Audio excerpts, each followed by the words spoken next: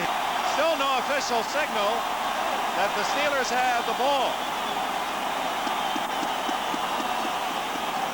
Merkins, the third-string quarterback, emergency wide receiver, caught it, hit hard, fumbles. We have a timeout, 5:46 remaining. Hit time today. The Steelers, on a Houston completion, have forced a fumble and have it now at the Houston 45-yard line. We talked about how slippery that ball is on a day like today, and we have seen it bouncing around a great deal. It ended up in the hands of the Pittsburgh Steelers on what appeared to be a very big first down catch for the Houston Oilers. We'll see that play again right after this first down effort by Bradshaw. He needs only a field goal to all but put it away. 5:46 remaining. Franco gets a couple of yards to the 43. Let's go back. Pastorini to Guido Merkins.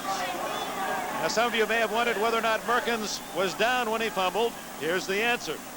It's another great throw by Pastorini. Look, off balance, he throws flat-footed, drills it right to Merkins, and it's just a matter of Blunt stripping the ball away. Renfro almost got it, but Donnie Shell, 31, recovered for Pittsburgh.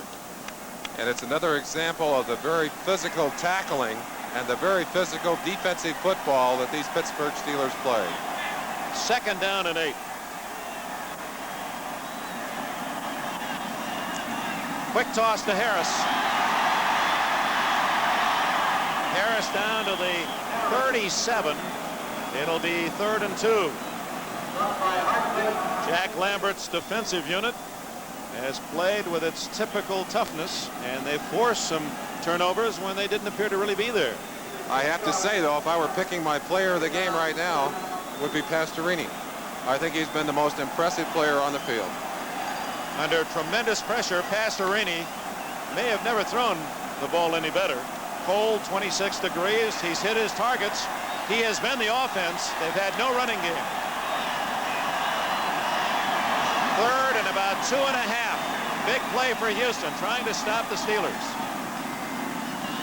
Bradshaw going deep. Flyer, the 17-yard line.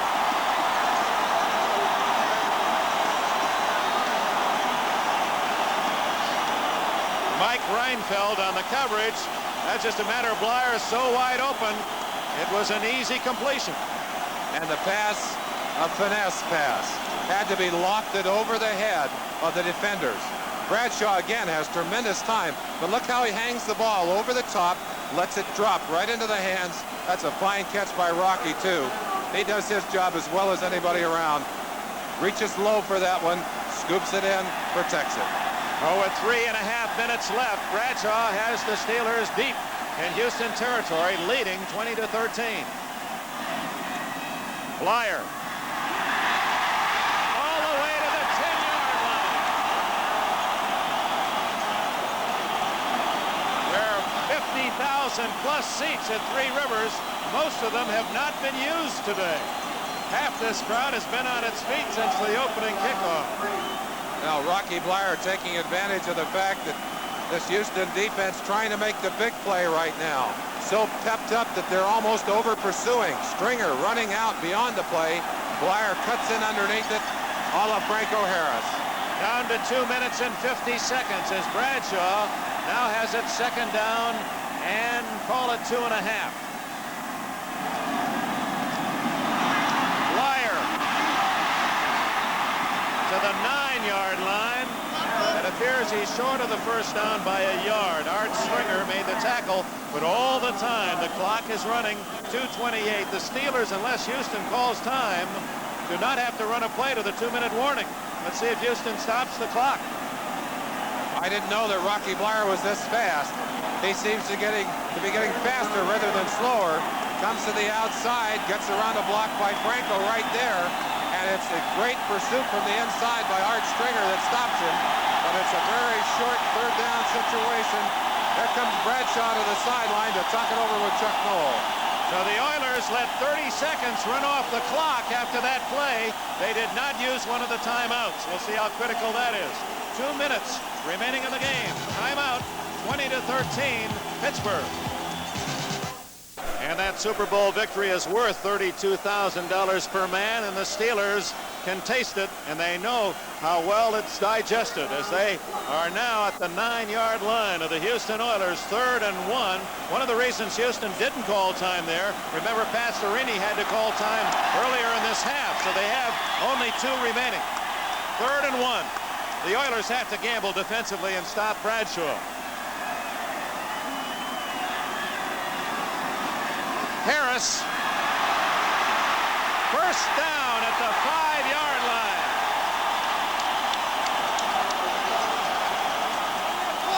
Clock is running, 1:48, 1:47. Franco Harris gets 3 yards plus and a first down. And again, watch the cutback by Harris. The pursuit out in front of him. Harris just merely times his cut, lays in under the pursuit, dives for the first down. Very, very big play. They're eating the clock up. 1:28 left to go. 84 yards now for Franco Harris, as he's been the top runner in the game, but that comes as no surprise. Down to 1:19 left. Harris again, no gain. Curly Culp finished off the tackle, but the man down low is Andy Doris, 69. Time, Houston stops the clock, 1:07 left. Well, is there any hope for the Oilers? We'll get Merlin Olsen's answer to that when we return right now with a break in the action here at Three Rivers. The Pittsburgh Steelers, who beat the Dallas Cowboys. Super Bowl at Miami last January. Chuck Noll has them just 67 seconds away from a trip to Pasadena. Earl Campbell all but shut out by the Pittsburgh defense today. The Steelers are down at the 6-yard line, 2nd and goal, and the Oilers have only 1 timeout left. 20-13 Pittsburgh. Harris to the 4-yard line, and time called by Houston with 1 minute, exactly a minute left. And you obviously try and strip the ball away in a situation like this. You ask about a chance. They do have a chance, but they got to get a miracle right here. And I don't know, maybe Bum has run out of miracles in this season. He certainly has gone to that magic lantern many a time and rubbed it just the right way. 1 minute to go, timeout. It's 3rd and goal, Pittsburgh. The Steelers in front. Maroon, 3 years. Pittsburgh, the city of champions, with the baseball Pirates and the football Steelers. And they have it 3rd and goal outside the Houston 4-yard line with exactly a minute left, and the Oilers cannot stop the clock.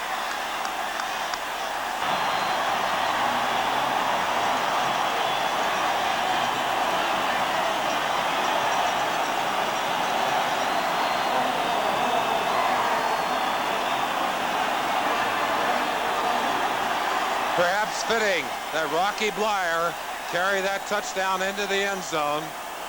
To put the 6 on the board, they'll go for the 7th, but everything is behind them now. They've got this game in their back pocket. Barr kicks it through. Teddy Nathanson, our director, George Finkel, our producer. That series of pictures really told the whole story. The joy of Pittsburgh and the disappointment of Houston. A quick shot again. Some fine blocking in there. Number 63, Tom Dornbrook over there to make a beautiful trap block.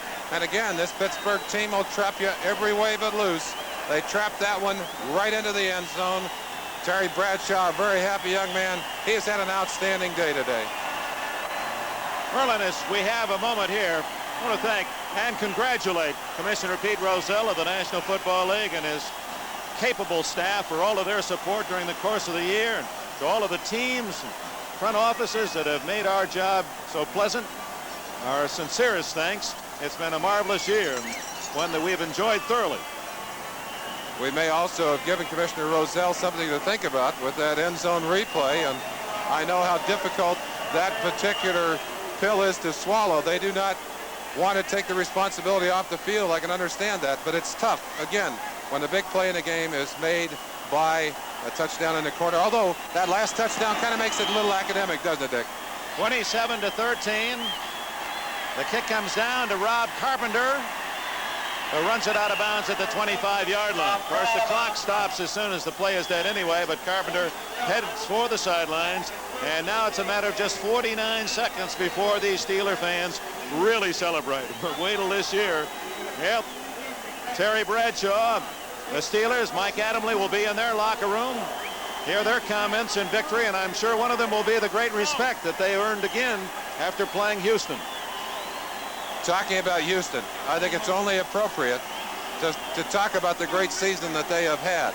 Now, you talk about fighting your way into these playoffs as a wild card 2 years in a row, and today giving the Steelers, who are the champions, everything they can handle.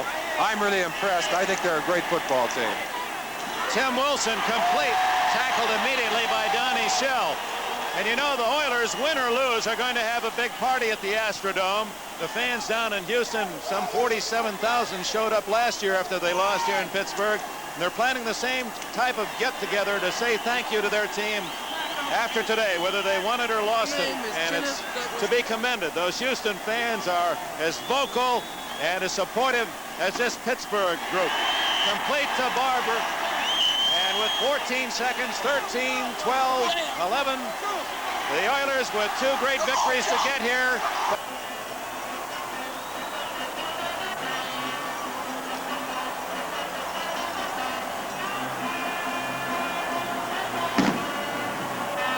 Our thanks to Barney McGinley, Tim Fogarty here in our NBC booth, Coach Sam Rutigliano.